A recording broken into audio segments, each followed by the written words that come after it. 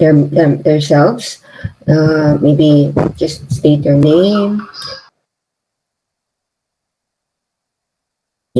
Are you a virtual assistant? Are you currently working in an office? And then why you are interested to know more about SEO. So I'll do first. I'll go first. I'm Cindy. Um, I am a digital marketing and e-commerce manager. I've been teaching. Actually, I've been in the industry of digital marketing, SEO, and e-commerce for about 10 years now. So I am teaching SEO because I've been in the industry for 10 years, and the experience I think would help you guys um, doing the basic ones right now or entering the SEO field. And I would like to share my knowledge on it. So that's me. Who wants to go next?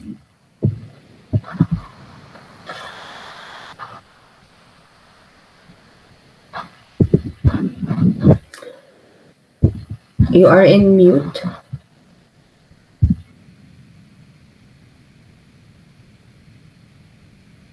Hi everyone, my name is Emmy, and I'm a full-time workforce um, senior spec and a part-timer VA also in the morning. And yeah, I'd like to know more about freelancing. Maybe it's my, I don't know, it's my faith, but hopefully. And It's your calling.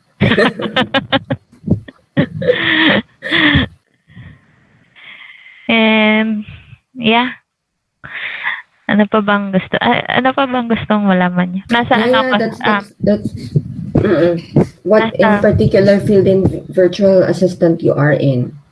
um, is Strata, property Mm-hmm. management po. Okay, okay, okay. Eh, Thank you for an welcome. intro, Emmy. I can call you Emmy, right? Yes, yes. Okay. It's nice to meet you, Emmy. Yes, Cindy. Nice to meet you too. Okay, hi everyone. I am Jason Castillo. I'm currently working as a data annotator, and I want to know more about. I want to know more about other work and gain more experience because Mm-hmm. I'm young and I want some experience from, and Mm-hmm. that's all. Thank you, Jason. You're gonna learn more about SEO. You know, the basic ones that I always tell Marvick. The goal for this lecture is to actually for you to understand the basic ones and for you to get the job if you're applying for an SEO job for as a virtual assistant. Thank you, Jason. Yeah, thank you. Hello. Hello, I'm Eds Marie Santiago and I am a student. I don't have any work right now because I'm in my applying stage and I want to know SEO more about like what you said, basics because I have some basic knowledge about it but not that firm so I want to know more. So in order for me to equip myself in or engage myself more about it. Mm-hmm. Yeah. As I said, this lecture will help you realize is this the one I'm looking for or I can I do it? Can I pass the application stage because there's going to be an interview when you are applying for a virtual assistant position. So I think this particular lecture will help you understand. Okay, I think kaya ko yun. If it's an SEO or not for you. So yeah, thank you, Eds. I can call you Eds, right? Yes. Okay. So Eds, Jason, and Emmy. Thank you. How about Cherry Ling? Hello po, good morning. Ma'am Cindy, sorry ma'am, ongoing kasi ako. Makikinig lang po ako. May clinic po kasi kami. Sorry, makikinig lang po. Ah, Sorry po. that's nice. That's nice. No, no, no. It's okay. It's okay. Maganda yun. We are already four in the room, so let's start. Are we waiting for someone else, Marvick?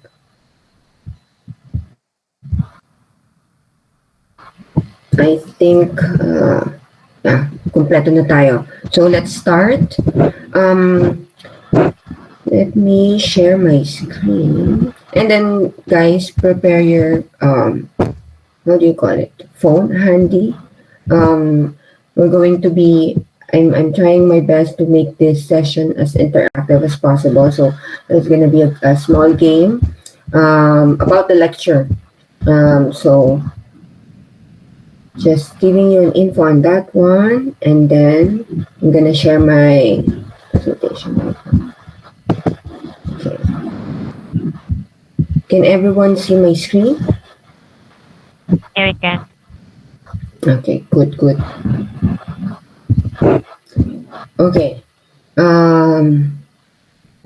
Ed, Emmy, Jason, and Cherilyn. Okay, this is let me start. This is a search engine optimization module. Welcome, guys. Welcome. We call it, usually, you can hear it to everyone or to the posting, the job posting. On this one, it's SEO. So SEO stands for search engine optimization. So let's start. I would like you guys to go to your mobile phone, and then I'm gonna copy paste the link here, so that it's gonna be like so easy for you guys. Where's the chat box? Okay, and then I'm gonna copy paste the link, and then you just click on it, and then let's play. Okay, so I have a mini question first before we start. This is very simple. It's for you guys. When you see or read about SEO, what particular keywords are you using? Like, what words you relate to SEO online? Like, for example, you are in Google or in Yahoo and Bing, and then, I want to learn more about SEO. What particular words were you looking at or you typed in? So, very, very quick question, very simple. There's no right or wrong answer here. Okay, you can key it in your words. I think you are allowed to send at least 3. This is what you're gonna see on your screen. I hope I gave you the correct link.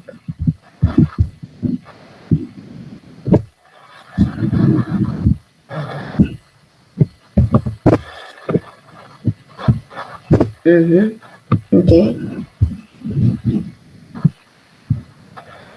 So guys, what do you think? Have you signed in? Or actually, you don't need to sign in. You just click the link and then you go in there.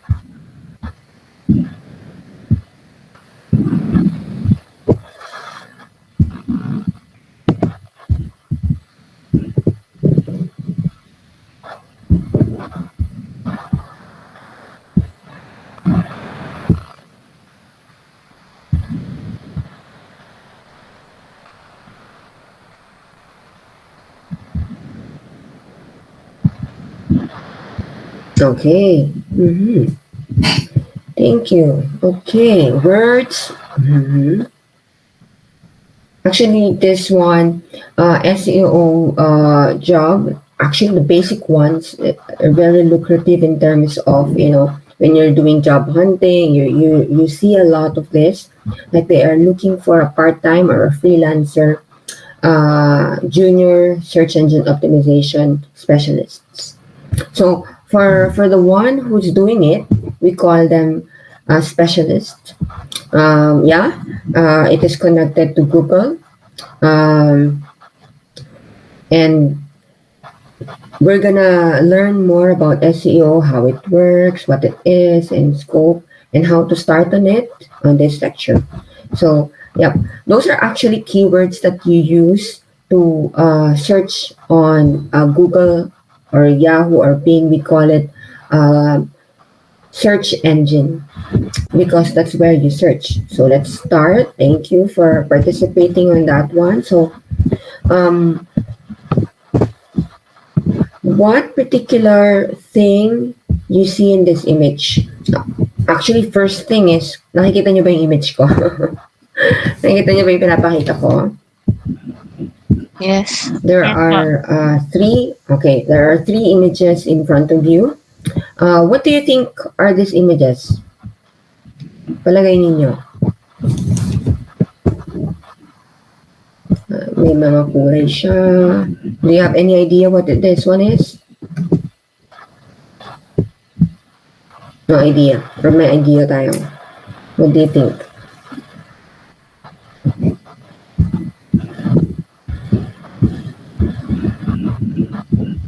Okay. Itong tatlong images in front of you are what you call heat meter. Okay? It means that it's ginagamit namin to as a digital marketing managers and people in the field of marketing to gauge kung saan pumupunta ang tao when they go in to the website. So nakikita nyo dito, it's actually Google. It's a search engine. And then, dito nagta-type kayo. When I asked earlier, anong words or keywords ang associated to SEO? You go to Google and type in your keywords. So this is what it is. Nakikita nyo dito that there's a lot of colors. This has an infrared light. It can actually detect where the people or an online user look first in front of their screen. So, if you see here, ang pinaka-heavy na makikita nyo is na tinitignan ng tao ay yung nasa red. And then next would be orange, yellow, green, and then the next colors. So, makikita nyo dito, the red ones are yung heavily focused by the user, online user. Ang direction ng kulay would be pababa. So, ibig sabihin, yung tao tumitingin heavily from top to bottom. So, what does this mean about, connection about SEO? It means that ang tao tumitingin from page 1, top 1 to top 5, pataas. If you can see, let's go to, very quickly, let's go to Google. Okay, meron akong Google dito. Type ako ng chatbot, login. So here, sinasabi ng infrared, ang tao tumitingin from here, from top, pababa. A user never looked, not really never, but seldom look on the screen from right to left or left to right. Palaging pababa. So yun yung focus natin sa search engine optimization. That's what this image is all about. Saan magpo-focus ang effort ng search engine optimization specialist sa kanyang trabaho. This is actually what an SEO specialist is doing. Irarank ka niya, ako as a specialist, irarank ko yung pangalan mo, yung brand mo in Google search. Okay? That's why it's search engine optimization. You optimize the name sa search engine, sa Google, sa Yahoo, sa Bing. Okay? So, in connection to that, sinasabi nila na in a research, there's about 80% of people who's looking at Google search, ito nga, at going from top to bottom. From page 1, top 1, to top 5 or to top 10. So, first page. So, ano po yung sinasabi nito? As you can see, pag sinabi ko na page 1, bababa po tayo sa baba sa Google. ito usually, sinasabi ko na goal, this will actually help you to gauge the expectations from your client. Ano ba yung goal natin? This is where you're gonna start. Page 1, ito. Pag sinabi mong page 1, yung Google nasa page 1. Page 2, page 3, page 4, page 5.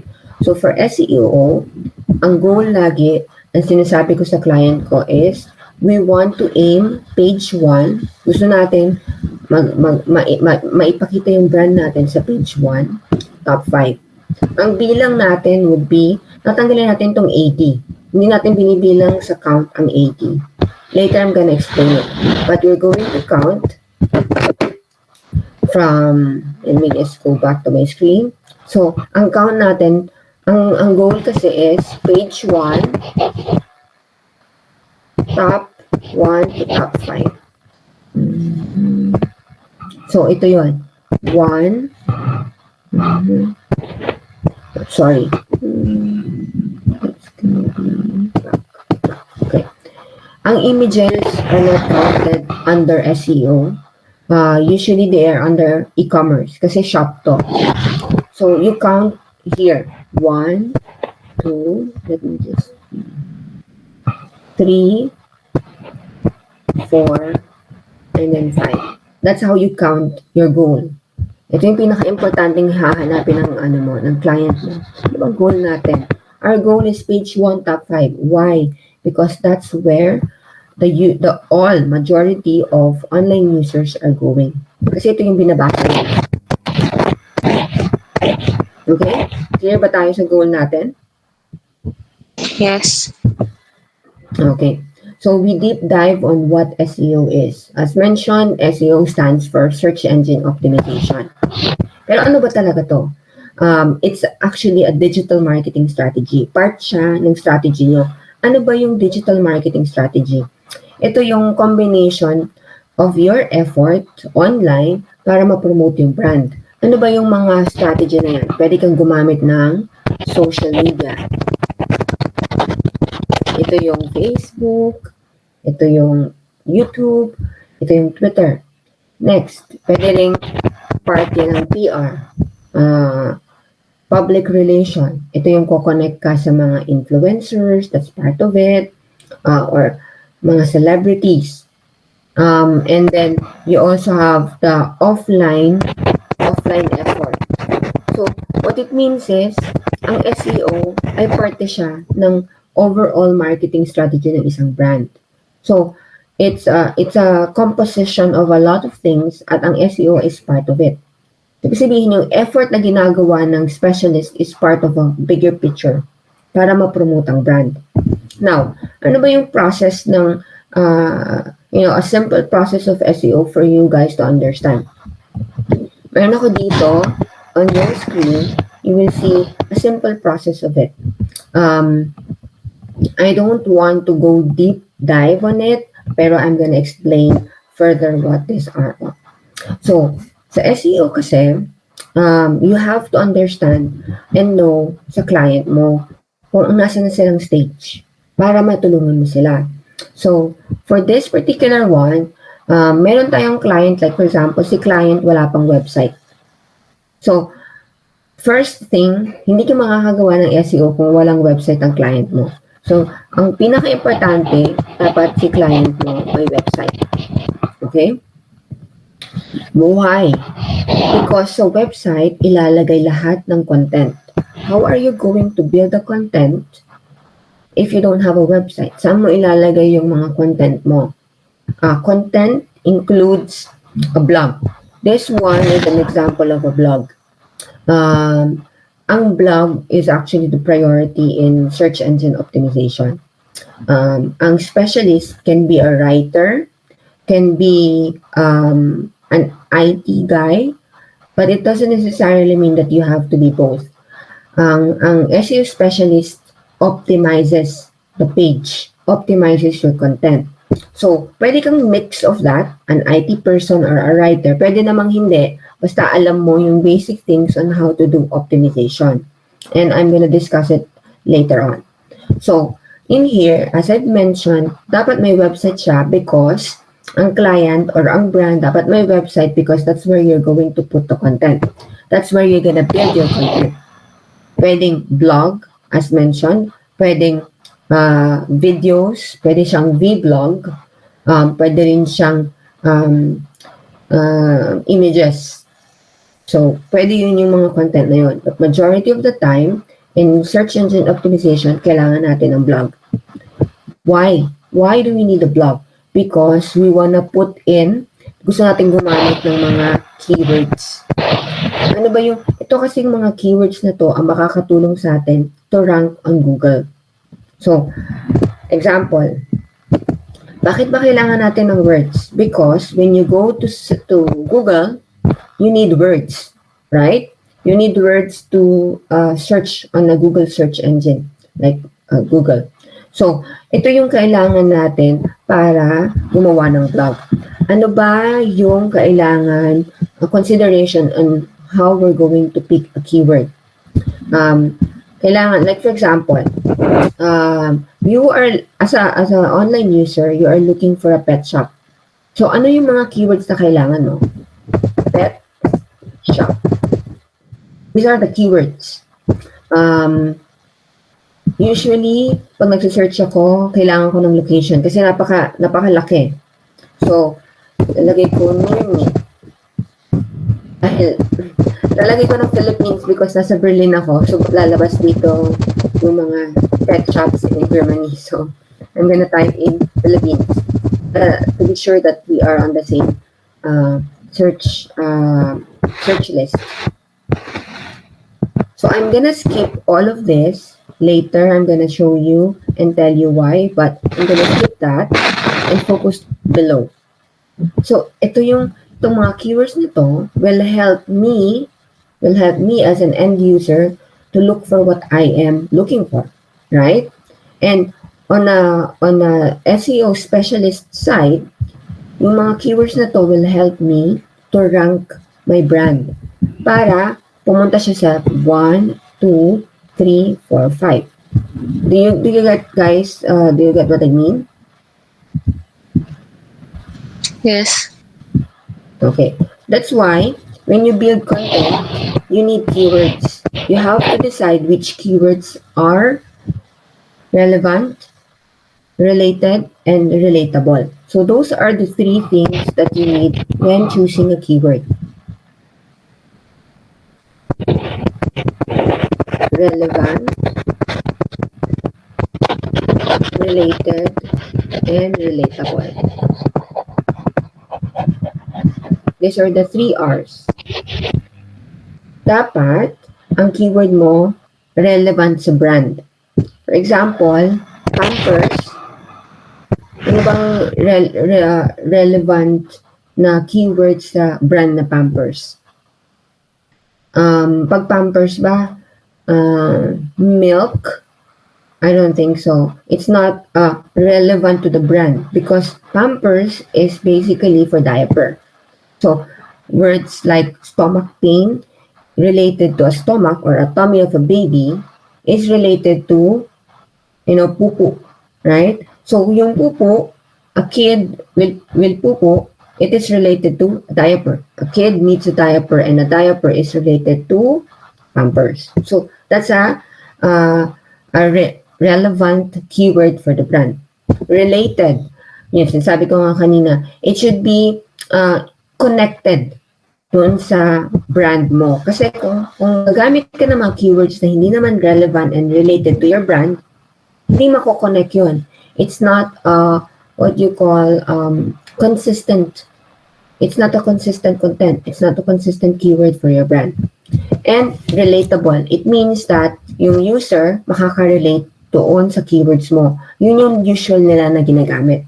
So those are the 3 very important things that you have to remember when you are deciding on the keywords. It should be relevant, related, and relatable. Pag hindi kasi siya itong tatlo, hindi i-rank ni Google sa algorithm niya yung keywords mo. Wala nang silbi. Kasi, like for example, nakalagay dito, child needs milk. Pero ang brand mo Pampers, it's not even relevant. It's not even related.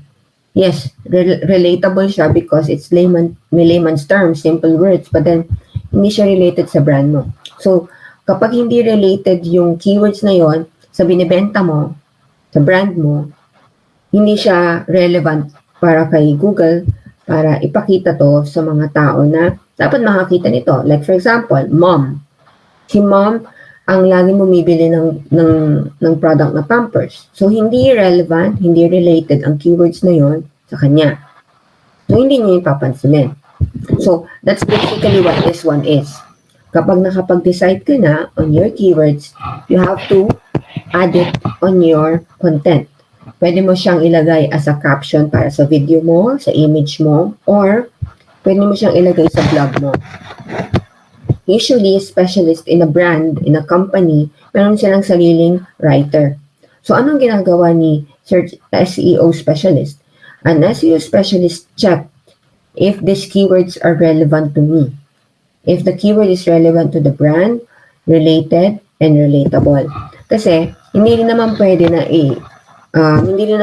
ilalagay mo na lang yung keyword doon na it doesn't make sense. Ang algorithm ni Google is very smart. Nade-detect niya if it's relevant and perfectly fit on the body of the blog. So, kunyari, you're going to be talking to or working with a writer. Usually, I write the blog for the company kasi alam ko itong mga rules na to. Relevant dapat, related, or relatable. Sometimes, the brand has their own writer. So, you just have to guide the writer as a specialist. Kailangan mong i-guide yung writer na okay, give them points. Okay, itong keyword na to, relevant siya pero pasok ba siya dun sa overall structure ng blog? Yun ang tanong. So, you have to guide the writer on how to write or paano ilalagay yung mga keywords sa blog na yun. So, with that, you have to add those relevant keywords doon sa yung blog or sa caption ng video mo or image mo. Now, when you're done with that, sasubmit mo na siya sa search engine. How are you going to submit it? There's a Google console that we're talking about. Dun mo ipapasok or dun mo isasubmit kay Google yung blog mo. Another way of submitting it to the search engine is publishing it. Publish mo siya, and then sa website mo, meron kasing mga website na automatic na siya, na pag sinubmit mo siya, pag pinublish mo yung blog, automatic siyang magsasubmit kay search engine. Pwede niyang isubmit to kay Google, Yahoo, and Bing. Kasi, it will actually, para siyang, alam mo yung, meron kang business, tapos i-enlist mo siya sa yellow page. Parang ganun siya. It's the same as with SEO, submitting your blog or your content to a search engine like Google, Yahoo, or Bing. Excuse me. Now, when you are done with this set stage, ang susunod na mangyayari would be analyzation, monitoring, and interpretation ng iyong data. Ang website kasi, para siyang kailangan meron ka ring data at the back end. Data will help you to interpret, okay, ito bang content na ginawa ko, may nagbabasa. Ito bang content na ginawa ko, nag-work, tumataas ba siya, so that you will identify if the result of what you did is ranking. No, nakakatulong ba to na makapag-rank ako sa Google? Ranking meaning page 1, top 1 to 5. So, yun yung ranking. So, dito ka magbe-base now. Kunwari, nakapagawa ka na ng content and all. Doon mo na siya i-monitor. Na-optimize mo ba yung page? Nakaka-rank ba yung ginawa mong blog? Kapag nag-rank siya, okay, you continue doing it. No, i-analyze mo yung traffic. If it's successful, continue mo lang. If not, you have to optimize the page. That's where the SEO specialist come in. No? Ikaw, as someone doing this, kailangan alam mo na paano mo mai-optimize yung page at the back end and then the front end. So, ano siya, it's a cycle. So, it's a combination of content and data. Usually, yun yung ginagawa ng search engine optimization specialist. Is it clear? The process is clear, guys? Yes. Okay, good. Now, we go back to a game. I have a few questions there. Where am I going? There.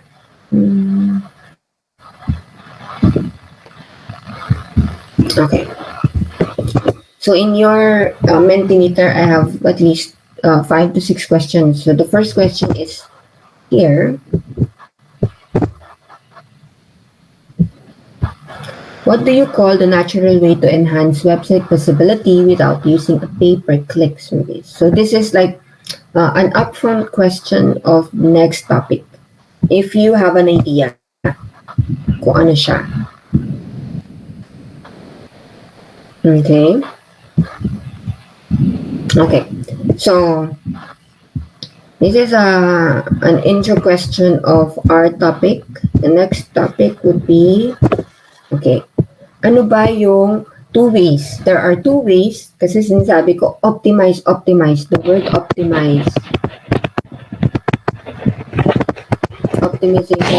keyword is part of the SEO term. Optimization is para mas maintindihan pa natin, it is similar to the word enhance. Pagandahin mo pa ng pagandahin yung website. And how are you going to do that? There are two ways under SEO. You are organic optimization and paid optimization. So pag sinabi mong organic, it means that it's gumawa ka ng content pero hindi ka nagbayad kay Google or kay Yahoo or kay Bing. Hindi ka nagbayad for it to rank. So, it's organic. Walang bayad. You get what I mean? It's just the effort of the specialist doing it. Okay? Ang brand, hindi nila, if you're working for a brand, they don't pay for the ads. They pay you to do it. So that's organic optimization. Walang binabayarang ads. Pag paid optimization, ito yung opposite niyan. You place an ad and you pay for it. The brand pay for it. And when you are paying, there are two simple, the basic ones that you have to understand. Pag nagbabayad ka ng ads would be pay per impression and pay per click. When you say pay per impression, ano bang, what do you think? What's the difference between, okay, aside from the word impression, actually, nandito na sa keyword yung pagkakaiba nila. Pag sinabi mong pay per impression, ibig sabihin, lumabas sa front mo, yung at nakita ng eyeball mo, nakita ng mata mo, it's an impression already. Okay? So, doon pa lang, binabayaran mo na yung ads mo by people looking at it. So, that's pay per impression. It's a count of the eyeball. Now, if it's a pay per click, makikita mo, pag nakita ng user yung ad mo, tapos mayroong call to action doon, may click to button, like click here, or read more. That's actually, when they click it, that's pay per click. Doon ka magbabayad kay Google, or kay Yahoo, or kay Bing, kapag click ng customer yon or ng online user. So for us to understand it further, may mga examples ako dito. So I have example of paid optimization and organic optimization. Pag sinabi mong paid, you will see an AD there. It means ads. Usually it's AD, ADS, so that's ads. Now, if it's organic, wala siya. Makita nyo dito, there's no AD. So this is organic. Okay? More example. Ang sabi kanina, organic optimization is you don't pay for it. It's just the content. You put it out. No? Yung content na ginawa mo, pinublish mo kay Google. So, this is a very good example of a search engine blog, SEO blog article. So, This one, organic kasi wala siyang AD, right? Walang AD. Walang AD. So, these are all organic. Now, let's focus on this one. This is a content actually. This is a good example of the 3 R's. Namili siya ng keyword that are relevant, related, and relatable at ipinasok niya sa blog na to. And then, gumamit siya ng mga keywords, luxury grooming services, at ginawa niya pang specific. Gumamit pa siya ng word na in the Philippines para may location. So, itong mga keywords na to is also part of the body sa loob ng blog. As you can see here, let's find it here.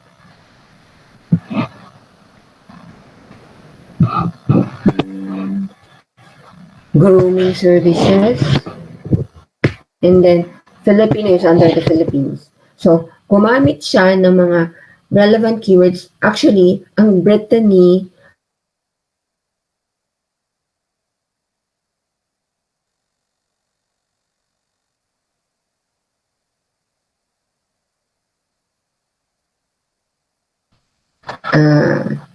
a shop that take cares of the dog. So, sila yung nagka-cut ng mga hair ng dog. So, ang relevant na keywords doon ay grooming services. So, pinasok niya doon. And as you can see, sa body ng blog, it's the 3. Relevant, related, and relatable. Bakit ba kailangan natin gumawa ng blog? Why? First is because it's organic. Walang bayad. I-publish mo lang yan, makikita na ng lahat. So, hindi mo siya kailangang i-boost or hindi mo kailangan magbayad para makita ng tao. You just have to publish it and make sure that it's relevant, related, and relatable. Second is, pag maganda yung blog na gawa mo or ng writer at in-enhance mo siya, it will signify, what the image of the brand is. Ang image, usually, kaya ako gumagawa ng blog is to educate people on your services. So, magandang image ito because it's not a hard sell. Alam mo ba yun, yung if you are selling something, hindi hard sell yung pagbenta mo sa product. It's more of giving them information what your brand is. Ano ba yung binibigay mo na service? It's always a good idea to give information to customers kasi dito mo sila makukuha as a customer na kumuha ng product mo by informing them ano ba yung binibenta mo. Ano ba itong brand na to? Right? And also, if you have this information, you build loyalty and trust to your brand going to your customer. Kasi iniisip ng customer, okay, magandang information itong binigay niya. I think this is a very good pet shop, pet care service, pet shop. Punta nga ako dito kasi gumagawa sila ng grooming services. Nagka-cut sila ng hair ng dog. And then, when the customer went to your shop and you give good service, that's also what how trust and loyalty build. So, a blog in your website actually helps. And that's where an SEO specialist come in. Next, ito naman ang example ng paid. May AD, sabi ko nga kanina, it's either AD or ADS. Now, anong example ng paper impression? Pag nakita mo tong I am in a Rappler website, this is an example from them. Pag nakita mo tong ad na lumabas siya sa screen mo, that's already paper impression. Lumabas siya, nakita ng mga mata mo. That's paper impression. Nagbayad ka na doon. A brand will pay for the paper impression. Pero, if a customer click on this is actually click now or buy now. So, kapag clinic ni customer yung ads mo, it's already pay per click. Okay? Clear ba tayo doon? Yes. Okay, good. Now, let's go to me asking you questions. If you are I'm not sure if you guys are on, in a marketing. Are you familiar with the digital marketing funnel? This is what we call marketing funnel. You guys familiar with this one?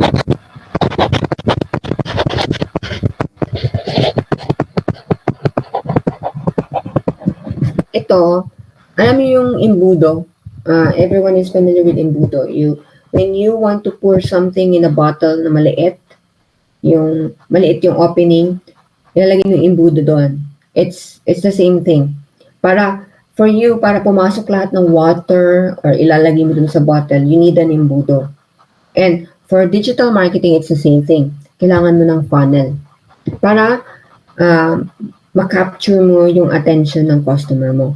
So, this is because we don't want to focus on the digital marketing funnel. This is actually a very long discussion. But what I'm trying to say here is, ano ang connection ni SEO dito sa funnel na to?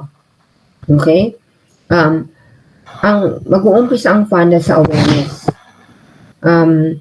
We use this stage is where the customer get aware of your brand. Parang meron siyang may bulb na lalabas sa utak ng customer. So that's awareness already. I'm familiar with the brand. Parang gano'n. So that's awareness.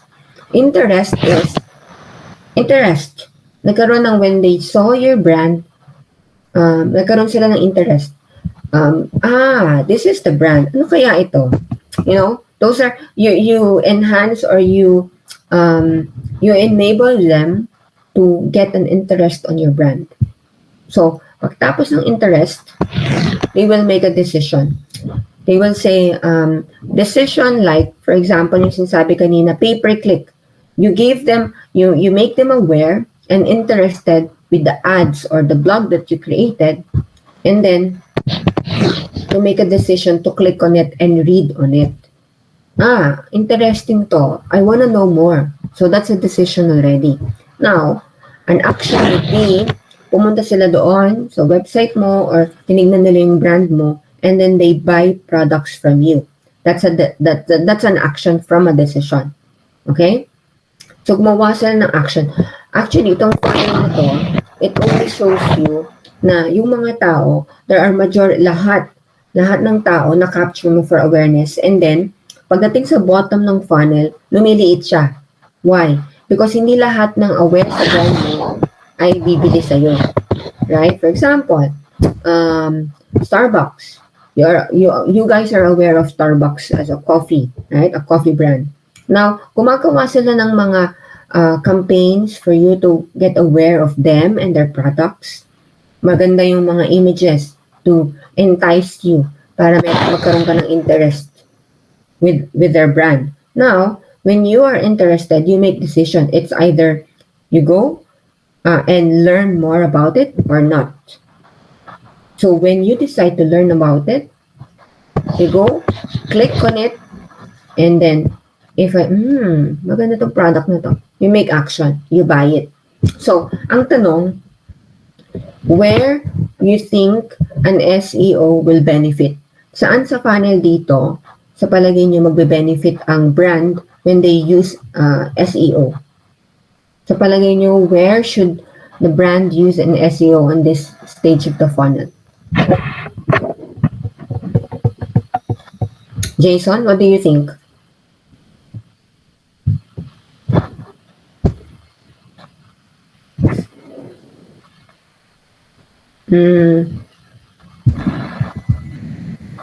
Or Ed,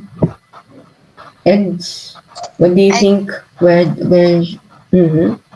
I guess at the stage of Palagay mo saan? interest. Okay. Who else? Jason, what do you think? Or the rest of the team? In the stage of awareness, huh? Awareness. Okay. Oops.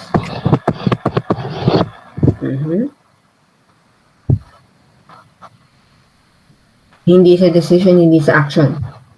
Dito, no? Okay. Actually, you guys are right. ang SEO pwedeng gamitin sa awareness and pwedeng gamitin sa interest. Actually, ang SEO is pwede mong gamitin sa lahat ng stages. Ang kailangan mo lang na gawin is make sure na yung keywords mo and yung blog mo or yung content mo fits on it. No? Pwede kang gumawa ng blog for awareness, interest, decision, or action. Example, for awareness, i-introduce mo yung brand mo sa content mo, sa iyong blog, image, or video. I-ano mo siya, like for example, you have a new product. Okay, this is a new phone of Samsung. You want everyone to be aware of it, right? So magbigay ka ng description, blah blah blah. Now, it's also SEO is also good for interest because ang interest, for example, would be 10% off. It captures the attention of the customer. This handy phone, blah blah blah, is good with LED light and all that. Tapos, if you want to capture the interest of the customer, you put discounts. This is a limited edition, and we offer 10% off until this date. So, you capture interest. So, si customer, meron discount. So, when a customer click on it online, the clicking part is already a decision. And it will help to do the action. So, pag gumawa ka ng SEO, pwede ka rin sa decision and SEO. With the decision and action, pretty much, it's more of yung feedback ng customer mo. Kunyari, binili na ng customer yung product. It's like a testimonial or a feedback that will help other customers to give them an idea. May review. So, to give them an idea, okay, maganda yung product nito. Mabibili rin ako. Usually, yun yung ginagawa ko in creating, to capture the decision and action part of the funnel pag gumagawa ako ng blog or content. So, these are where SEO you can work on. Pwede siya sa awareness, interest, decision, and action. Depende na lang kung paano mo siya ginawa. Kung paano mo craft yung iyong blog, yung content, yung image, or yung video mo. Now, what are the benefits? I'm gonna run through the benefits. Why are we running through this? Because these are the things that will help you land, answer the questions of your client. Kung may interview ka, these are the things that you have to know because malalaman ni brand mo or ng client mo, knowledgeable itong tao na to about SEO. Okay, this will help for you to land the job, basically. So, first is, ang SEO caters to a massive audience. Ibig sabihin, mas malaki yung nakakapture niya na audience. Depende doon sa ginagamit mo na ways. So, it's either you use organic optimization or paid optimization. But majority of the time, if you're doing this, both, malaki yung nakakapture mo na audience. Why? Nakakapture mo yung audience na gumagamit ng Google, right? You guys are using Google, right? And for SEO, kasi majority of the time, the ones that you're seeing in Google search engine are the ones we are enhancing. So, yung gumagamit pa lang ng mga tao na gumagamit pa lang ng Google, na-capture mo na sila. Okay? Now, if you do organic optimization, general, it's the same thing. Kung sino yung gumamit na type ng keyword na streaming chat, yun yung na-capture mo na audience. Now, if you are doing paid optimization, pag sa paid optimization kasi meron ka ring dashboard ng audience mo. Ibig sabihin, pwede mong mapili kung babae, lalaki, kung anong age, anong occupation or anong interest. But in general, ang SEO, you cater to a bigger target market. So, lalabas siya dun sa, yung ginawa mo, lalabas sa lahat ng tao na gumagamit ng search engine, ng Google, or ng Yahoo, or ng Bing. Now, it says that I usually say to my clients that ang benefit ng SEO, it's permanent. Ibig sabihin, if you are ranking already, nga ito, page 1, top 1 to 5. Pag, pag yung brand mo nandito na sa top, usually, it's a permanent, you have a permanent result. Kasi when you build SEO, it's not just overnight. You build it over time. Every month, you build it. And by doing so, mabibuild mo yung brand mo to be on top. No? Permanent result also means that when you are doing both organic and paid, makakatulong siya to enhance your brand on top. And you can stay there for as long as you can. Basta, you continue doing SEO. No? Kasi, others, like for example, when you're doing social media, kapag may mga bago na ginawa, nasa baba ka na. If you have an old post, nasa baba ka, pababa because ang priority is yung mga bago. Right? It's the same with SEO, pero if you have a really good blog article, you can stay on top. It's a permanent result. Next, I can say that the benefit of SEO is mura siya. Affordable in a sense, or we can call it low cost. No? Because hindi mo, especially in organic optimization, the key is the content. Pag maganda yung pagkakasulat ng blog mo, pag maganda yung video na nagawa mo, and maganda yung image na nilabas mo, actually, hindi mo kailangang bayaran yun or i-boost. No? It's gonna be appearing on the Google search engine 24/7. Nandyan lang siya. Natutulog yung boss mo, but the article itself is still there pag gumagawa ka ng search engine. And I always say this to my brand, to my client. It's low cost, but of course, it's low cost because we're not doing ads. But I am here as a specialist to do the work, no? And it's an investment. They will invest on you doing this job without paying for any ads. That's low cost in the long run, you know. Next would be, ang benefit ng SEO is you can have an access to data and analyze it.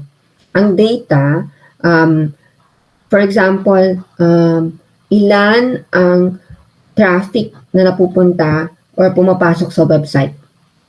That's one of the data. Now, you have an access to that. When you are doing SEO, malalaman mo ilan ba yung nag-visit sa website ko, ilan ba yung pumapasok, ilan yung nagbabasa ng blog ko. So that's very powerful. Why? Because you can do all of this. If you have the data and you can analyze it properly, pwede mong ma-improve yung keyword accuracy sa website mo, sa brand mo. Pwede mong ma-monitor kung paano nagbe-behave ang customer within your website. Malalaman mo rin, is this really working? Am I doing the right thing? Is my blog, are my blogs working for the brand, for the website? Mamamonitor mo yun. Also, when you have the data and doing SEO, malalaman mo kung anong ginagawa ng competition. I'm gonna show you later what tools to use. And you can improve the performance of your website with having a data. For example, nag-log yung website, bumagal, no? So you can actually see that na bumagal yung website mo with the data. Makikita mo doon sa data mo, and that's how powerful it is. And with that, may improve mo kung paano nagpa-perform yung website mo because alam mo na it did not work or nagkaroon ng malfunction, nagkaroon ng technical issues. So malalaman mo with the data. And that's what SEO benefits for you and for your brand. Also, when you're doing SEO, you stay ahead with the competition. Kasi mas spy mo, makikita mo kung paano nila ginagawa yon through the tools. I'm gonna show it to you later.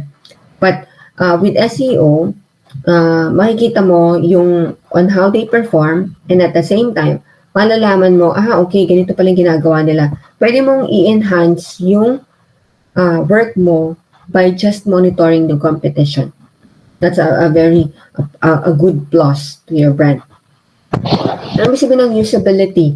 With SEO kasi, malalaman mo if your website are working properly. Pag sabi mong usability, paano ginagamit ni customer yung website mo? Is it usable for them? Is it easy to use? We call it search engine friendly ba siya? Or naglalag lagi? So, with SEO, you can actually identify if your website is user-friendly, technically. Yun yung pinaka-layman's term na user-friendly. Then, with SEO, you are promoting your brand. So, you are creating content and building your brand. As mentioned earlier, ang SEO is part of a digital marketing strategy and nasa funnel siya. So, it actually helps enhance your brand for trust, credibility, and loyalty. Now, those are the benefits of having SEO. Now, meron ding mga challenges, no? I always tell this to my client. Hindi lang basta-basta ang SEO. Meron ding mga challenges that we have to cope, that we have to solve. For example, may mga client ako na impatient, no? I need results now. So, I always tell you, you have to tell your brand, this is not overtime. This is at least, pag ginagawa mo yung SEO, you need at least 6 months, 3 months to 6 months for us to see the progress. Kasi, you are building your brand. Hindi lang ikaw ang gumagamit ng Google, Yahoo, or Bing. Lahat ng brand gumagamit niyan. And, it takes months for you to outrank them, no? Para tumaas ka, para magpakita ka, or makita yung brand mo on Google. You are doing the optimization for 6 months, and I assure you, in 6 months, the brand is on top already. So it takes time. My challenge then is that for specialists, ang ginagawa nila, they create content, pero hindi na siya relevant. Hindi na siya yung 3 hours. Basta for them, ito yung challenge eh. It's more of quality over quantity. When you're doing SEO, you also have to realize that quality is very important. Ang challenge kasi dyan is, gagawa na lang ako ng gagawa ng marami. Even though hindi na siya related. So, we have to avoid those things and make sure that what we do as a specialist is quality work. So, that's actually a challenge. A challenge also is kung yung website is hindi siya SEO, walang built-in SEO sa loob. Kasi when you have a built-in SEO, madali na for Google, Yahoo, or Bing to crawl on your blog, to crawl on your article, or to crawl on your content or your website and i-rank niya on the search engine. So, yun yung challenge. Sometimes, it's not automatic. May mga website na kailangan you ask your client, yung website mo ba is SEO ready? No? Kasi kung hindi siya SEO ready, ano bang ginagawa mo? It's not connected. It's a challenge and it's heavy duty. Ito yung usually nakikita ninyo when a website is not loading so fast. Anong ginagawa nyo? You just tap out. Hindi, sa ibang website na lang ako titingin kasi doon mas mabilis. So, that's a challenge there. Sobrang dami mong content or the image is too big or the video is too big na heavy na siya sa site at mabagal na mag-load. So, that's a challenge. So, you have to, with SEO, you have to cope with these challenges and make sure that you resolve it. You make sure that it's very clear to your brand. And last, actually, is defective products. Actually, ito yung pag nabili na ng customer yung product and then gumawa ka ng article na, it's a quality brand, blah, blah, blah. Pero nung bumili sila, hindi pala. So, it doesn't match. No? We have to make sure that what you are selling or what you're doing with SEO, promoting your brand, is also equates to the product. Quality ba, sinabi mo sa article mo, quality yung product, matibay. But then, dapat you have to also assure that the product is quality as well. Kailangan mag-match siya so that you can gain trust from your customers. These are additional challenges na nakita ko that I have to mention to you guys. When you're doing SEO, kailangan malaman mo yung UX is actually the same thing. Yung structure, user experience kasi ito eh. Yung structure ng website mo is user-friendly ba? It's the same thing. But with this two actually, it's a challenge because most of the search engines are updating their algorithm or updating their how they do SEO. One good example is this. Before, when you're doing a search on Google, hindi naman lumalabas ito eh. This is very new. Ngayon, meron na siyang nagsasuggest na siya ng images on your search and nagsasuggest na siya ng mga keywords that you can use. So, these two are actually beneficial to the search engine specialists. Makaka-gain ka ng tip. May tips na ibibigay sa'yo.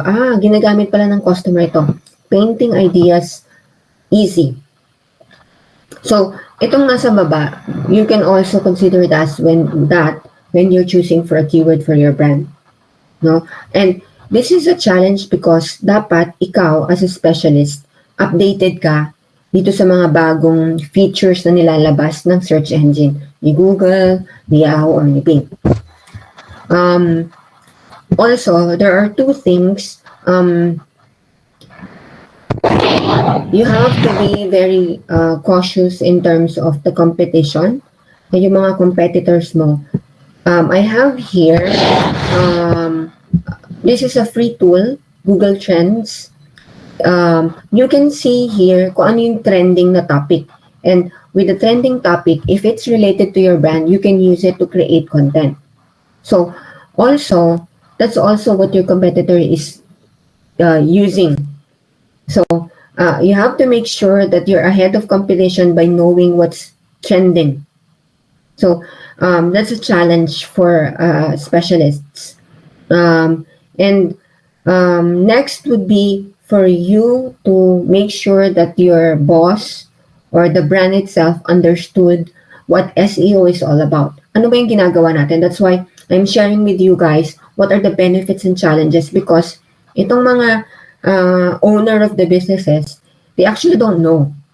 Basta alam lang nila na, okay, kailangan ko ng SEO. But you have to educate them na ito yung mga benefits, ito yung mga challenges. And at the end of the conversation, they will know, marami pa na itong alam about SEO. No? They know what they are doing. And that's what we are selling here. As a new SEO specialist, you have to be knowledgeable of what you're gonna do. So, clear ba tayo doon? Yes. Yeah, okay. I hope it's clear. Now, I have these three images in front of me and I want you guys to identify. Ano itong letter A? Ano yung letter B? Ano yung letter C for you guys? This is all related to search engine optimization. What do you think is the C? The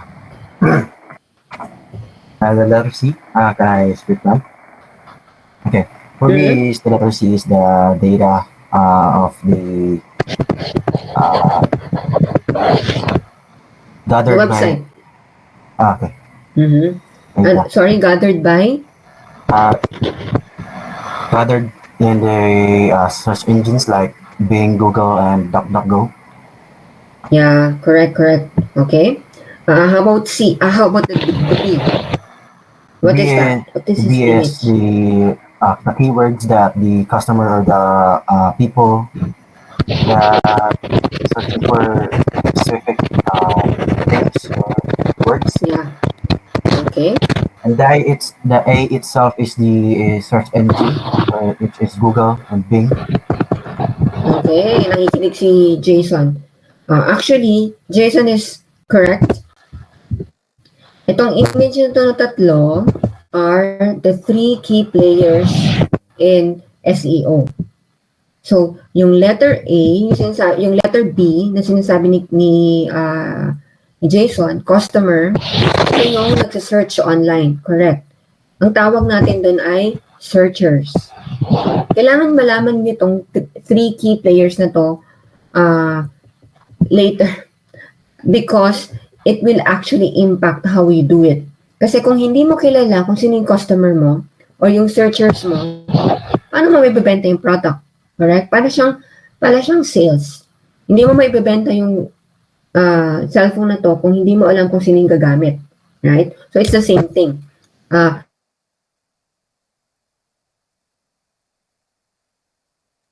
Jason, you're correct on the B. Next, search engine. Yung letter A, na sinasabi ni Jason is correct. You have to know kung saan ka lalabas.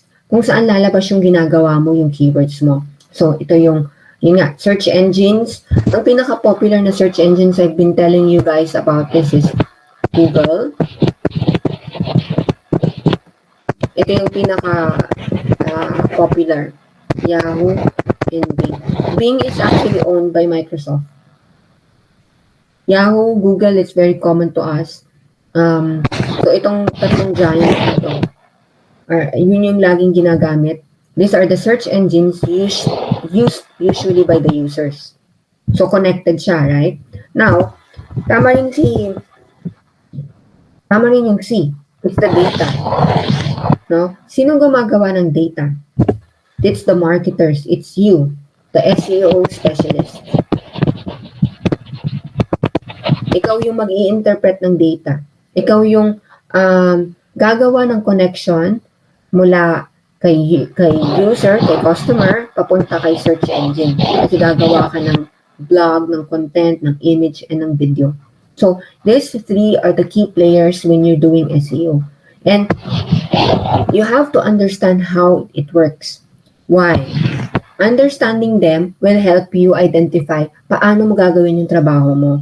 How are you going to rank on Yahoo, Google, and Bing kung hindi mo alam yung keywords mo? And the keywords are used by the customer. So, kailangan malaman mo sino ba yung customer mo. So, doon ka mag-uumpisa. So, these are key, the three important things. These are also the three things that I usually use when I am convincing a customer to do SEO. Kasi, dito magre-revolve yung mga gagawin mo eh. So, as an SEO specialist, as a marketer, as a specialist, I can analyze data. Malalaman natin how the customer behave within the search engine. So, that's how I actually do it and make sure that the client knows that I am knowledgeable on these three key players. Kasi dito tayo kukuha nung gagawin natin for them, for the brand. So, what are the different tactics and factors on search? So, actually, we now identified the three key players and the two types on how to enhance SEO. Now, I wanna you guys to understand there's also two types of SEO specialist. Meron tayong tinatawag na black hat and white hat. Okay? Pag sinabi mong black hat, literally, this is a black and a white. Okay? It's not racist. It's just black, meaning it's unethical. So, ibig sabihin, meron kasing mga specialist na, alam nyo yung minention ko kanina ng mga challenges, yun yung mga ginagawa nila. They are spamming the blog, the article. They are spamming the article itself by just putting all the keywords. Basta maglagay lang sila na maglagay ng keywords. Yun na yun. Without even understanding what the 3 R's are. No? Basta, gawa na lang ako ng gawa. tapos nirarank nila yung keyword. Ang ginagawa kasi nila, for you to rank, dapat yung link mo, link ng brand mo, ilalagay nyo na lang kahit saan. So, a black hat actually, nilalagay nyo yung brand mo. Ito yung mga nakikita nyo sa mga porn sites, yung mga link doon, yun yung black hat. Basta ilagay na lang nila yung link o i-build nila yung brand nila kung saan-saan na lang. No? And that's what we don't want to do. Why? Because when you're doing black hat, malalaman yan ni Google, ni search engine. Pag nalaman nila yan, that you're doing that, i-ban nila yung brand mo. Tatanggalin nila sa listings nila. So that's a bad thing for you and for your client. So what we want to do here, we want to be a white hat, an SEO specialist. I always say this to my client, and you guys have to tell that to them. I'm doing a white hat SEO. I'm doing, it's ethical. It's the opposite of black. Ethical meaning you are into quality work ka. You are doing 3 R's. You are not spamming the website. You're always monitoring if the website is user-friendly or maganda yung UX niya. So, you're doing the white hat. Okay? So, before we proceed, actually, the next part would be quite heavy. So, before we go to the heavy part, I would like to go to the Mentimeter and review what we've learned. That's okay with you guys. Let's go back to the game. So I have question number 2. Okay, thank you. So question number 2.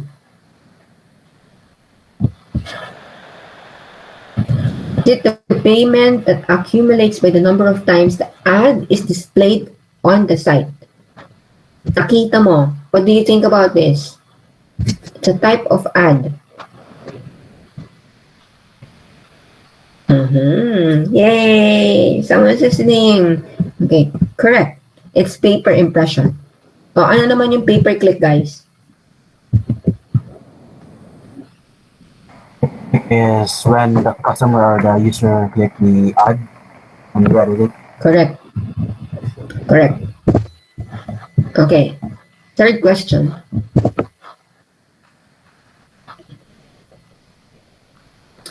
Cramming your website with many features or too much content can lead to excessive page load times. Is it a truth or a false?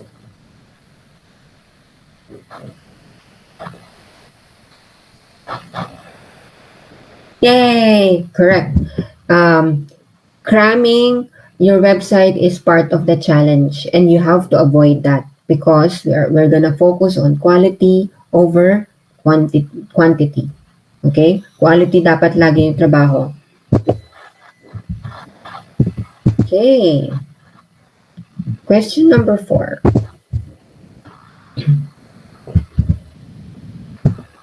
Which among the choices is not one of the challenges you face on SEO?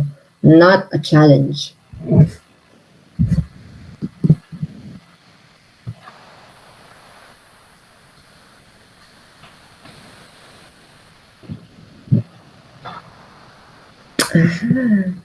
Correct. Because catering to a massive audience is what? What do you think? Benefit. These are correct. These are the benefits. You have to highlight that to your client, to your brand. Okay. So, question, you just have to type in the words, no? An SEO tactic that play within the rules of search engine. It's ethical. You build a better user experience for your search. What do you think is this one? Just type in your words. White hat. Is it working? White hat. Yes. Yeah. Correct. It's white hat. Correct. Because the one who's doing unethical work is what you call, yes, Black. correct. Yes, correct. Quality work equates to white hat because the white hat is doing this one, the quality work. Quality words, quality keywords, they are using it. Okay, so last question.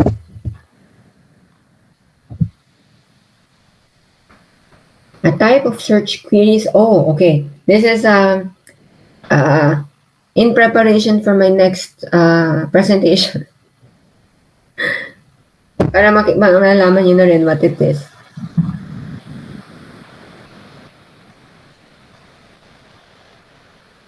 Okay. Okay. We will go further on this one and learn more about it on the coming presentation. Okay. So we go to the next one. Okay. Actually, the last question is under this, no? Under my next presentation. There are two types of how you do SEO. Ito na yung groundwork, guys. So listen up. Okay. So take note of these things. This is very important when you want to land a job on search engine optimization. So there are two types of things that we do as a specialist. It's on-page SEO and off-page SEO.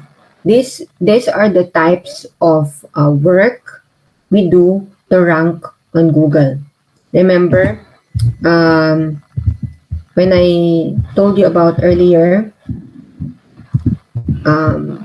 we use this Google search engine, right? And for you to rank in here, itong mga brand na to, Pet Express, Pet Warehouse, kaya sila nandyan because of these two.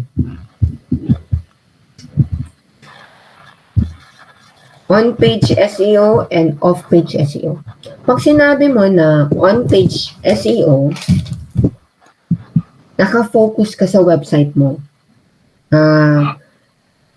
Ito yung, kapag ikaw yung may handle ng brand actually, the brand will give you access to your website because that's where you're going to do your work.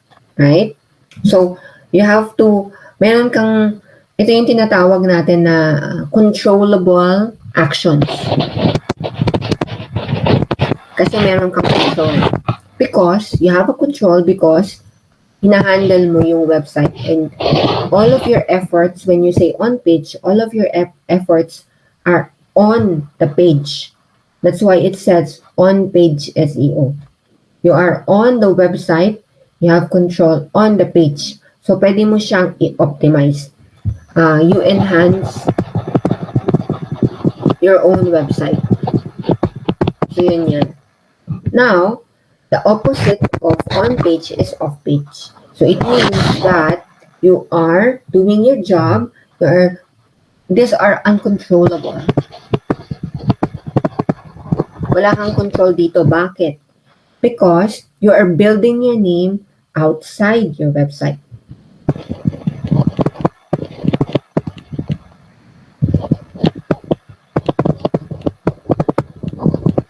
So, yun yung pagkakaiba ng dalawa. Okay? You enhance, you do the SEO through on-page. These are on your website. Off-page, this is outside your website. Okay? Clear? Clear tayo doon. Yes. So, now, okay, thank you. Now, we go deep dive kung ano ba talaga tong on-page, off-page na to. Okay? So, first, ang on-page, we focus on on-page. Kasi ito yung control natin. Now, when you're doing SEO on-page, you have to understand this one. Ano ba tong apat na to? Okay? So, first, ito tayo sa, actually mag-overlap itong dalawang to. Core Web Vitals and Page Speed. So, guys, you go to your GT metrics. Actually, itong GT metrics is a basic tool for an SEO specialist. So I'm giving you tips. So we go to Google search, we go to GT metrics. Okay, this is actually free. Itong GT metrics na to, you can see my screen, right? Itong GT metrics na to will help you with the on-page optimization. So, ang gagawin mo lang, tingnan natin yung, I have a client, actually I work for Real Canon. So let's type in Real Canon. There. Nandiyan na pala siya. So, all you have to do is go into GT metrics and test your site. I'm sharing this, guys, to you, because you're gonna be doing being a specialist, or the SEO. But don't share this to your client because this is your bread and butter. You get what I mean? So the GT metrics will do the rest for me.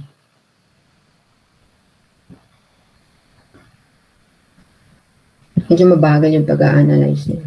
Maybe because it's heavy. It's a heavy website actually. So here, ito yung performance niya.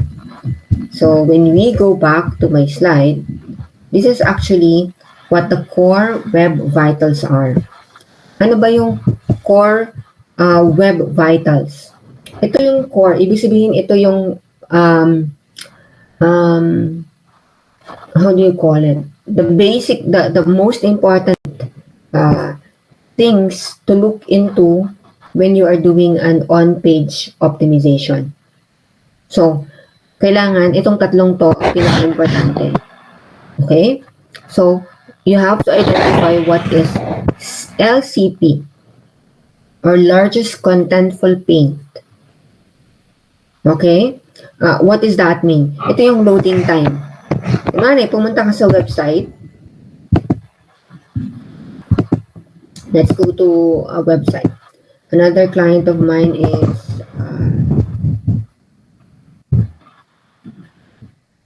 this one. Pag pumunta ka sa website, bilangin mo kung gaano kabilis mag-load yung website. Bilis, di ba? So, ito yung tinatawag na LCP, the loading time, largest contentful paint. Usually, ang tinitingnan dyan ng GT metrics, itong malaking image na to, yung nasa harapan. Kapag sobrang bagal niyan mag-load, wala na. Tap out na tayo. Mabagal eh. So, ibig sabihin, as a customer, I'm not gonna wait for a website to load. I'm gonna go to the competitor because the website of the competitor loads faster than you. So, why am I gonna waste my time waiting, right? So, yun yung core web vital when you are doing an on-page optimization, and that's under LCP, largest contentful paint. Okay? Clear ba yun? Next would be, okay, first input delay. So, ito yung interaction mo within the website. So, nag-load na siya, and then, susunod na stage niyan is yung customer will interact with your website. Interaction. Ibig sabihin, okay. Ibig sabihin, pag si customer, yan, ako yung customer, I scroll it up, I scroll it down, mabagal ba? Yun yung interaction. Mabagal ba? Lahat ba naglo-load? Mabilis ba? Ayan. Yun yung sinasabi natin na FID, first input delay.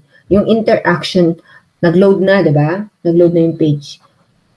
Yung customer, for you to know more about the brand, you have to scroll up, scroll down, di ba? Magbabasa ka. And the interaction of the customer to your website is the FID. Okay? Next, the CLS. Cumulative layout shift. How stable is your page when loading? Yun yung question dyan. For example, nagbabrowse si customer up and down, and I click this one. Gaano kabilis siya mag-load? For example, here, I click this one. Nag-load ba ng mabilis? Yung, ito here. I go to solutions. Maraming mga icons, right? Maraming menu. When I click the job fair, is it loading fast? Yan, mabilis ba? Seconds, right? CLS, cumulative layout shift, or the visual stability. Minsan kasi, the website has videos. Kapag yung website, pag clinic ni customer yung website at hindi nag-play, that's actually part of the CLS, the visual stability of the website. Ito yung sinasabi kanina natin na challenge, na it's a benefit first because if you have the data already, you will know how your website works, right? You will know yung website mo ba is user friendly because of these three: LCP, FID, and CLS. Loading, interactivity, and visual stability. Usually, nagbabago-bago yung mga pangalan yan. Ito. I think GT Metrics already updated their names. Let's see. Okay. So, dito siya. Did you see this? Web Vitals. Ayan. It's the same thing. Ang binago nila is yung FID. FID, yes. Nagbago yung pangalan ng FID. And then, with the GT metrics, para hindi ka rin malito, they will also give you information on what it is. Kaya nakalimutan mo yung sinabi ko na it's LCP is on the loading time. You still have the information here. And ang maganda kay GT metrics, it will give you the average performance. Ito, for a good user experience, aim for an LCP of 1.2. You get what I mean? So the website, my royalcanon.com website is performing with an LCP of 1.5 seconds. Pero ang re-recommend ko kay customer, gandahan pa. Pabilisin pa natin. That's your recommendation to the customer, to your boss. Boss, what my recommendation is, dahil ang performance ng website natin is 1.5 seconds, the loading time is so slow. We aim for 1.2 seconds. Diba? Parang, okay, good suggestion. It means that we need to improve, actually. So, these are the things that are very, very helpful for us, the specialist. Also this. Now, we also have this from the GT Metrics grade. Meron tayong tinatawag na, overall performance. Itong overall performance na to, it's not just about LCP lang, or TBT, or FID lang, or CLS. Ang performance na sinasabi niya is yung overall performance of your website. Okay? So, of course, the performance is 100%. So, but para siyang taking an exam, performance should be above 50%, para passing ka.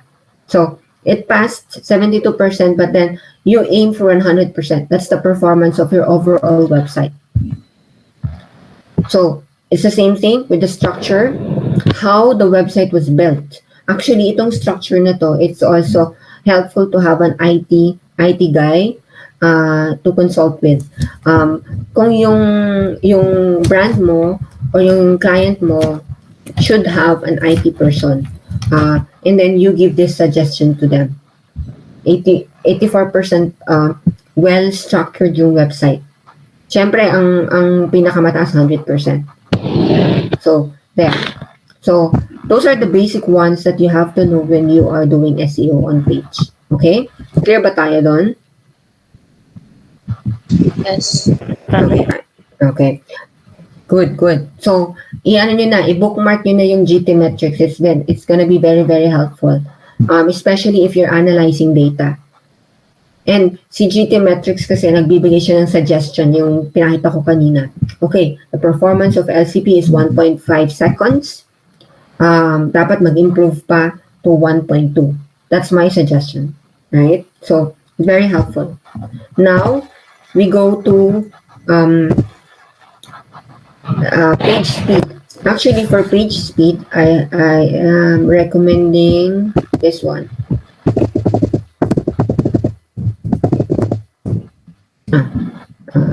Sorry.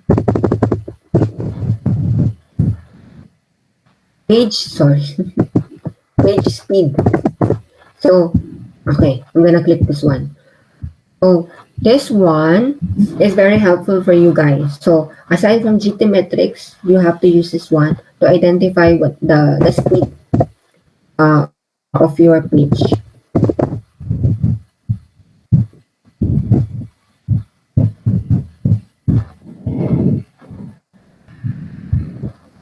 So, ganito rin siya. But with this one, with page speed insights, meron siyang dalawang klase. There's a mobile and the desktop. Why do we have mobile and desktop? It's actually very helpful to have both mobile and desktop because nowadays, because of the technology, as you may know, everyone is using their handy.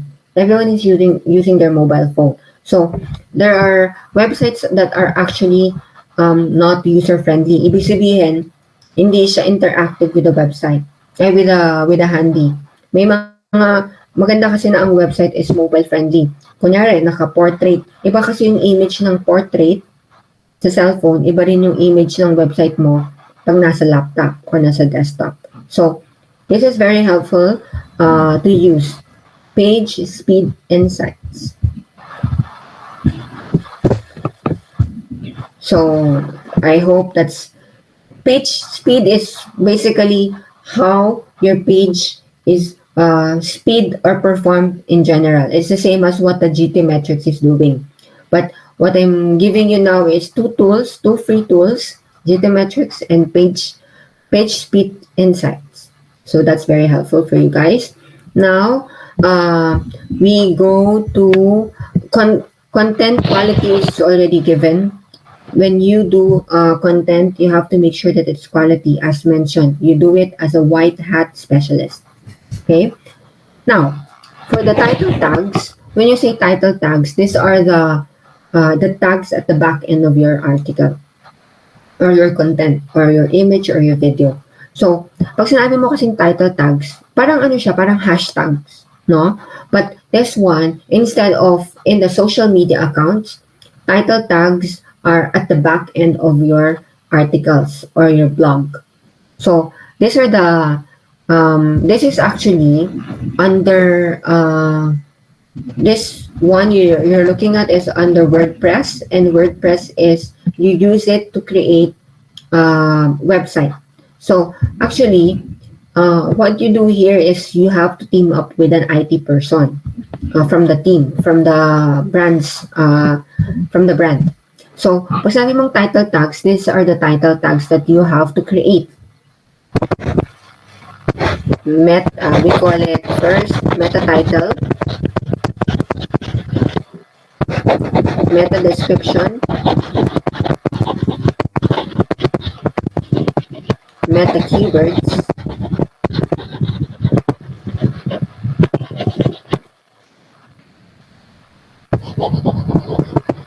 and then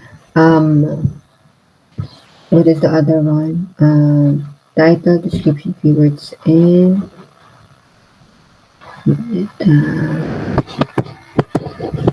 actually meta tags and meta keywords are almost the same thing.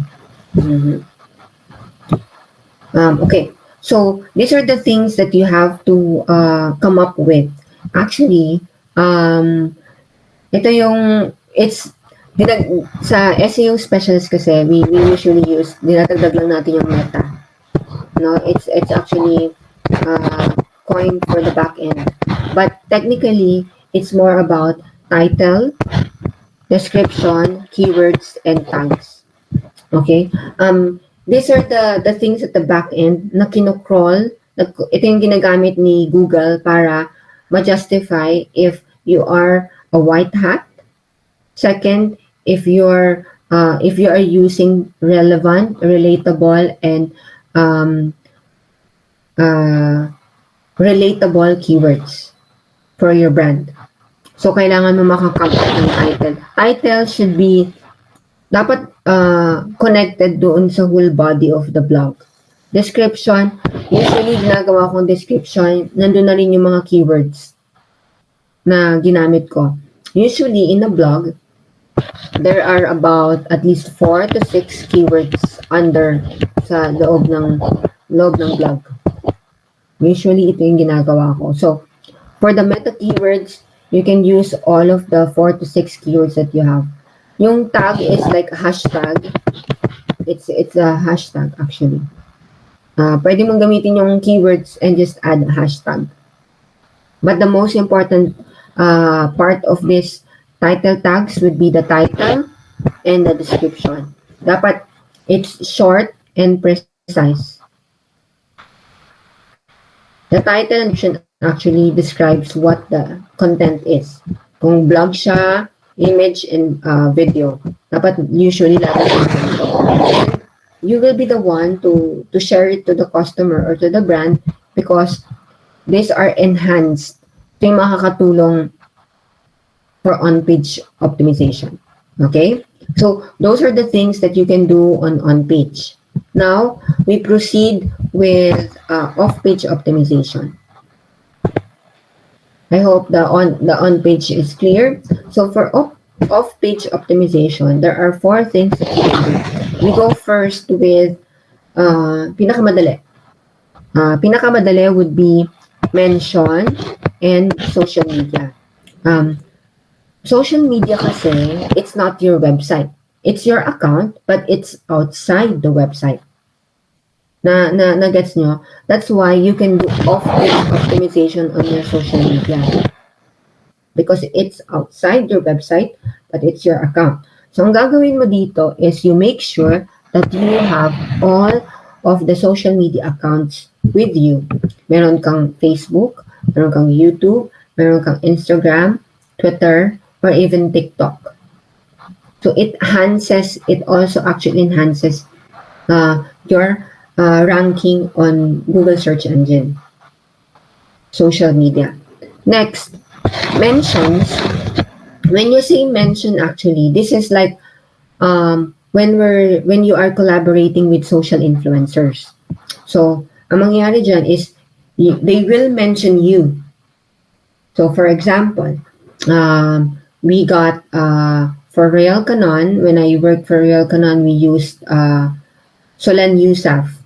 So Solen Yousaf is using the product and she keeps on mentioning the brand on her social media account, on her website, and then mention the brand Real Canon in the website. So it's from Solen's website going to our website. So it's off-page SEO. So that's mentioned. When you collaborate with celebrities, social influencers, they have their own accounts. They have their own website. Now, this website, when they mention your brand, it's already part of the off-page optimization. So it goes directly from their website going to you. So it enhances you, actually. You get the logic about it? So those are the simple things that you can do with off-page optimization, social media, and mention. That's why, sinasabi ko kanina, SEO is part of a digital marketing strategy. Because social media and the PR are actually helping SEO as well. So you have to collaborate with the whole team and make sure that SEO is aligned with the rest of the digital marketing strategy. Next, let's go to Google My Business. With Google My Business, now actually it's no longer Google My Business, it's Google Map. So, ito yung nakikita nyo dito at the corner. Ito siya. So, ito yun siya. I'm gonna go to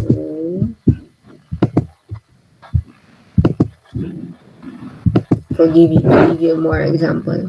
So, I'm gonna type in pet shop near me.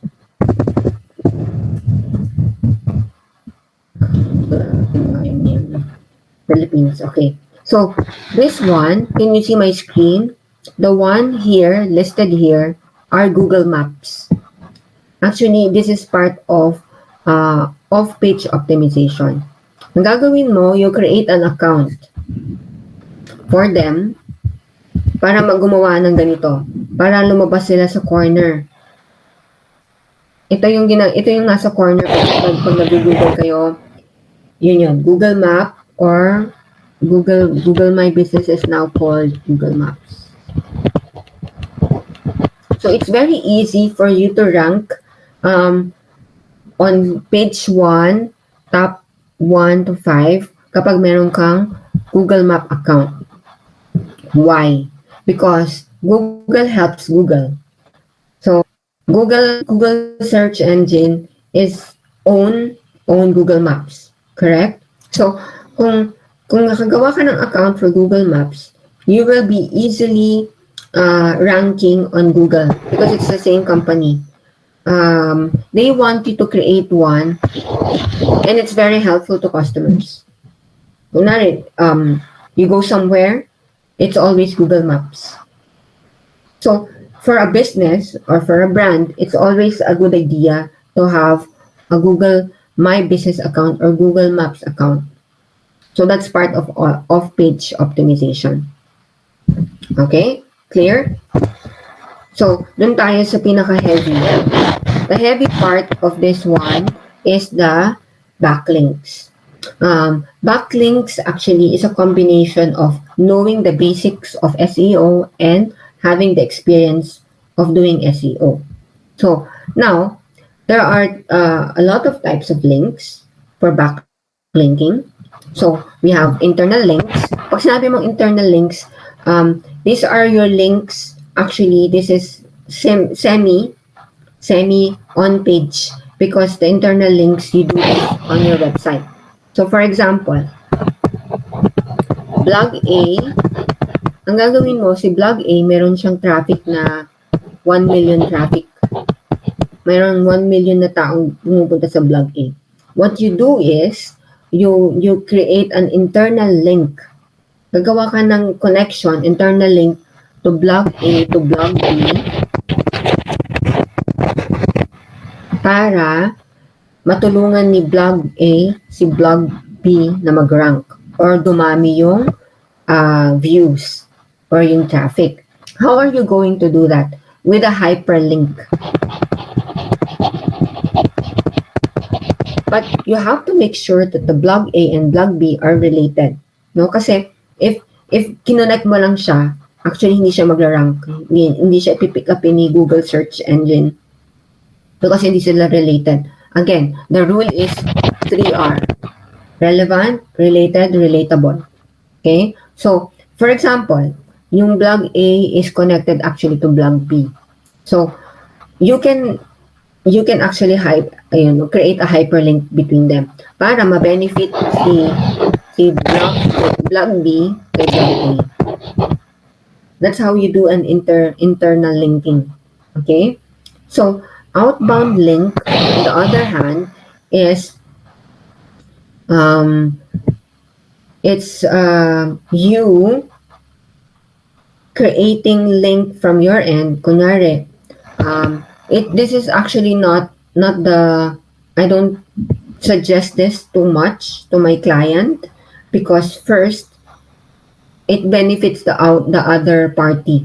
For example, I have a blog A, blah blah blah. My product is sponsored by Solan Yusuf, or my product is sponsored by Amazon or by Microsoft. May mention na ganun sa blog ko. Now, When I mentioned Amazon or Microsoft, you can actually link it to their website.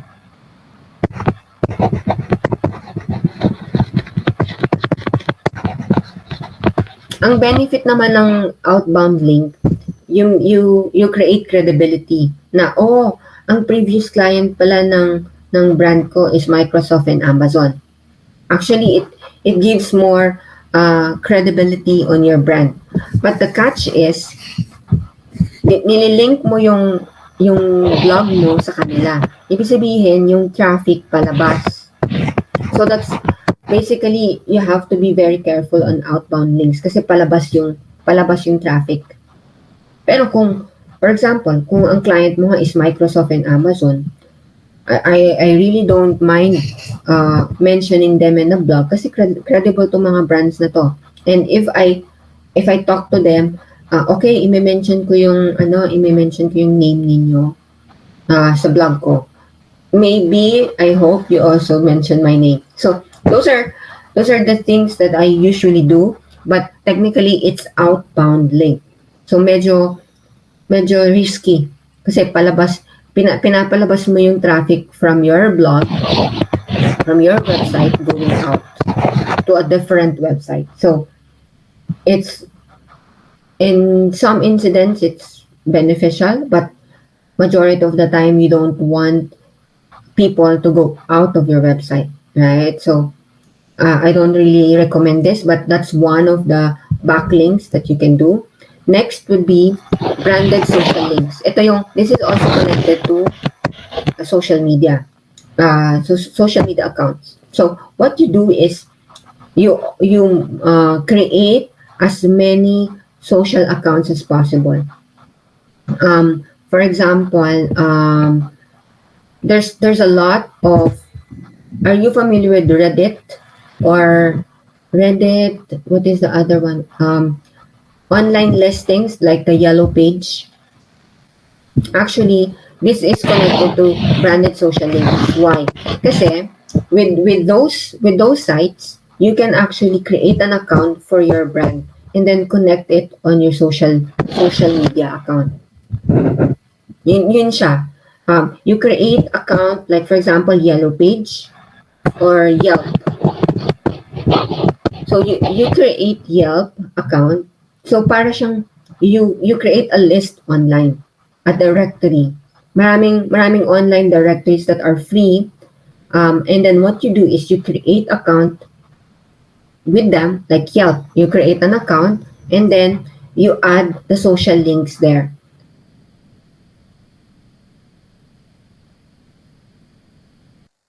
The link of your social media, Facebook, Instagram. That's how a white hat will do it.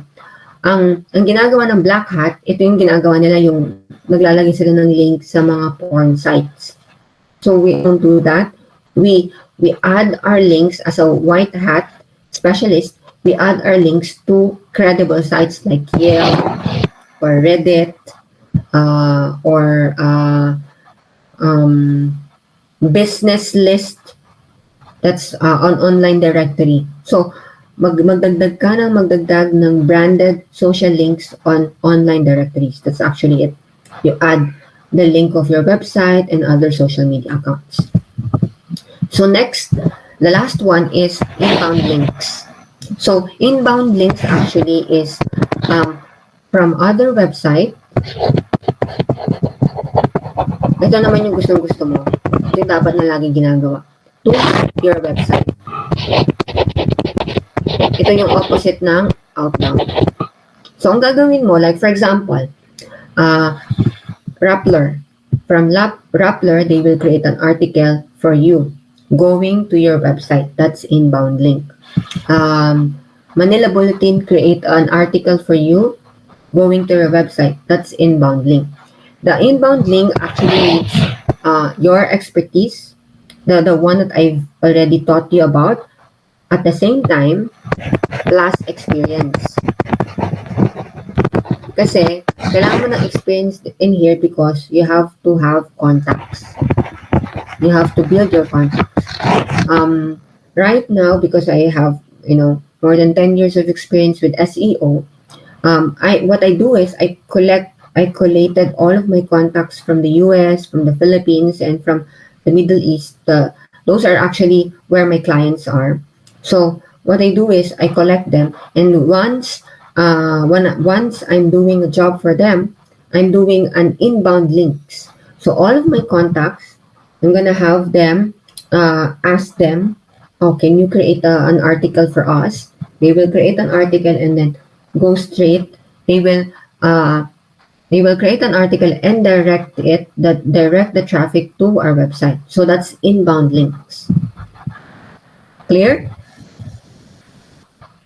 Yes. Okay. So we're about to go on the end part of the website, the module, the lesson, and these are the ones that was asked earlier. Kailangan din when you are doing an SEO, you also have to know what are the questions the customer are asking. So, what are the types of questions they are usually typing in the Google search engine? So, there are two search queries. They have the branded, they do branded or non-branded. When you say branded, these are the customer is using a name. For example, here in the search engine, um, for example, the name of the dance class would be Zumba Dance Studio. So when you see a brand name in the search query of the customer, that's branded queries. Kasi may brand. For example, H&M clothes, summer clothes. So, meron siyang brand name. So, that's what we call branded queries.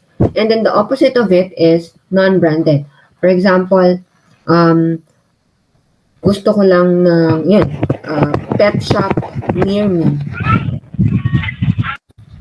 That's actually a non-branded queries. Okay, so that's the difference between the two queries. Now, let's deep dive on what are the types of search queries.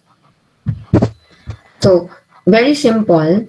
Dapat malaman kasi natin how are they typing in their queries.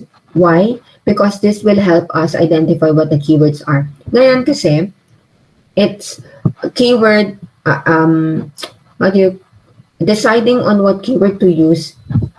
Keyword doesn't mean one word. Keywords is composed of four to five words in one. So, para siyang phrase. So, pwede kasing, mas maganda ngayon na you have to be very, very specific on the keywords that you're using. So, it's not just about book flight. Pwede yan. Pwede yung gamitin as a keyword. Pero hindi mo na pwedeng gamitin book lang. So, it's a phrase already. Book flight. Or, how to buy a ticket. That's actually already a phrase. Usually, ginagamit natin ito. So, just give me a sec. Sorry.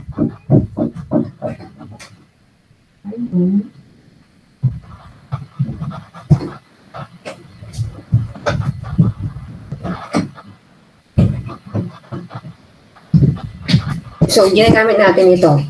So, there are three types of search queries. Sorry for the noise.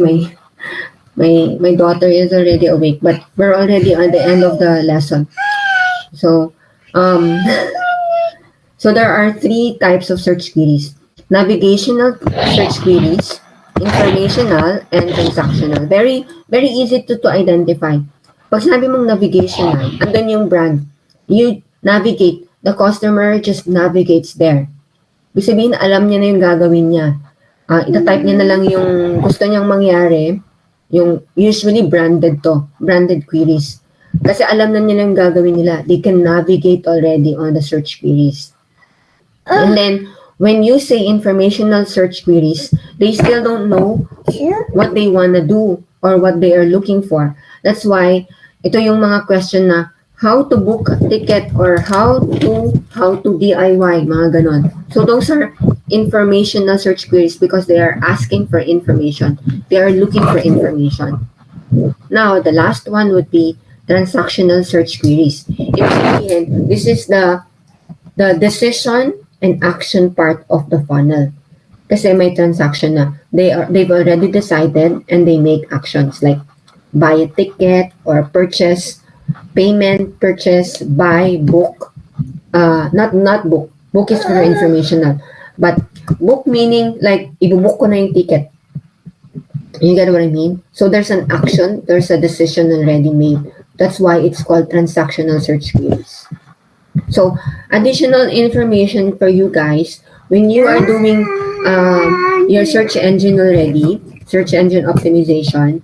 I suggest you go to Google AdWords Keyword Planner. This will help you and guide you on what particular keywords to use. Para madagdagan yung information nyo. Kasi with this tool, it will show you ilan ba yung gumagamit ng keywords na to every month. Average monthly search. And they also give you gaano karaming competitors ang gumagamit nito. They identify it as low, medium, and high. And this is just an additional slide from me. In this slide, I would like to just tell you that you have to adapt on the technology, on the current advancement.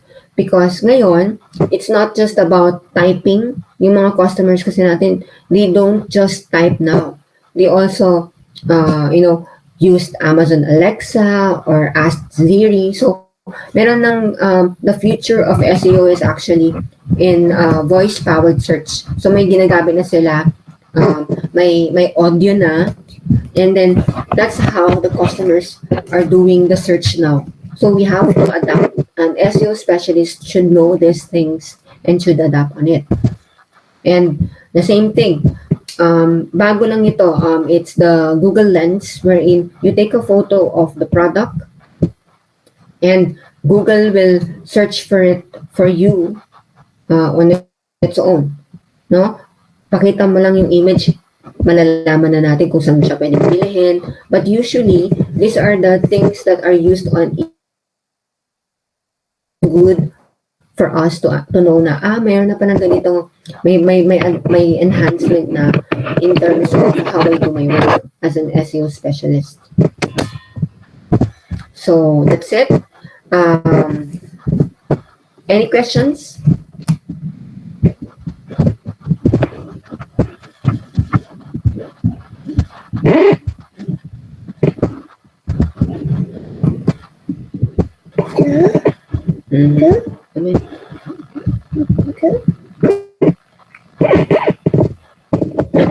Thank you, Jason. None from your end. But if you have, maybe right now you don't have questions, but maybe in the coming days or months you have questions, just let me know. Marvik is there. You can message him the questions, and then Marvik will send it to me. So feel free to ask questions if you have.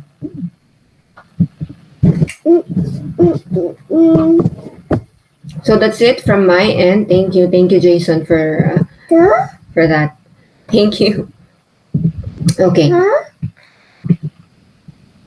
I hope you guys learn a lot on the basics of SEO. These are you have to know these things because this will help you land a job.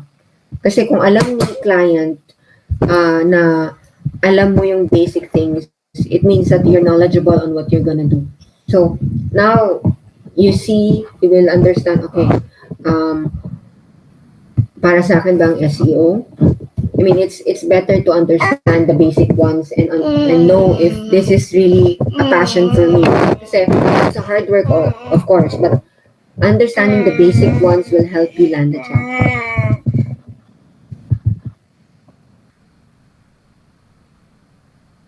Marvik, are you still there? I think he's not there. But yeah,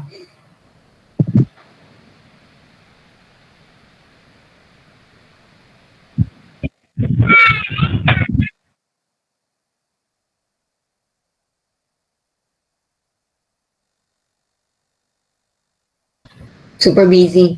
Parang hindi ata positive na busy yun.